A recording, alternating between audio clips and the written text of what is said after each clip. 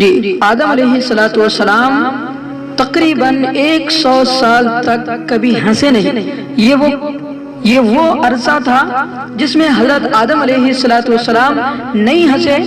آپ کو پتا ہے کون سا یہ عرصہ تھا؟ جی نہیں پتا؟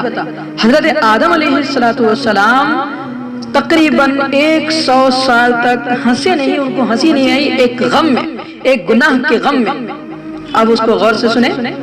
ایک روایت میں ہے کہ جب قابیل نے حابیل کو قتل کر دیا تو 7 دنوں تک زمین میں زلزلہ چلتا رہا اور وحشیوں اور پرندوں اور درندوں میں اضطراب و بے چینی پھیل گئی، اور قابیل جو بہت ہی گورا اور بہت ہی خوبصورت تھا، جس نے حابیل کا قتل کیا، اپنے بھائی کا خون بہاتے ہی اس کا چہرہ بالکل سیاہ اور بدصورت ہو گیا۔ حضرت آدم علیہ السلام کو جب اس بات کی اطلاع ہوئی اور اس بات کے بارے میں پتا چلا تو انتہائی بے حد رنج و قلق ہوئے، یہاں تک کہ حابیل کے رنج و غم میں 100 سال تک کبھی آپ کو ہنسی نہیں آئی، ہنسی ہی نہیں آئی۔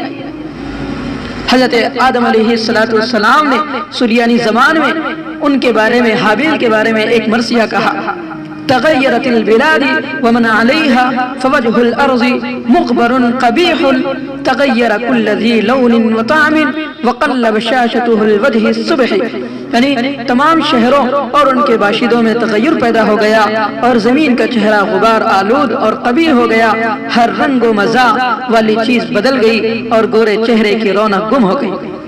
یعنی قابیل جو گورا تھا وہ کالا بدصورت ہو گیا۔ تو حضرت آدم علیہ السلام کو اس پر اتنا غم ہوا کہ انہوں نے قابیل کو مارا، دھتکارا اور اس کو ڈانٹا، اور یہاں تک کہ اس کو گھر سے نکال دیا، اور وہ بدنصیب قابیل اپنے اقلیمہ کو ساتھ لے کر یمن کی سرزمین عدن میں چلا گیا اور وہیں پر جا کر بسنے لگا، اور آخرکار وہاں شرک کی حالت میں اللہ تعالیٰ نے اسے موت دے دی۔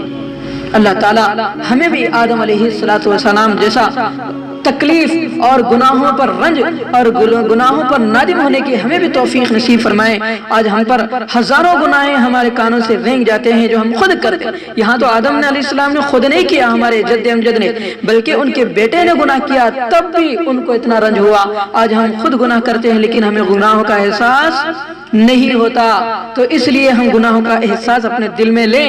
اگر چھوٹا بھی گناہ ہم سے ہوتا ہے تو روئیں، اللہ کے سامنے گڑ گڑائیں، لیکن ہائے افسوس، صد افسوس، گناہوں کے انبار ہیں لیکن ہمارے اندر افسوس اور ندامت کی کوئی بات نہیں آتی۔ آج ہم اللہ سے عہد کریں کہ اللہ جب بھی ہم سے گناہ ہو جائے تو کم سے کم 2 رکعت صلاۃ التوبہ تو ضرور پڑھیں گے انشاءاللہ۔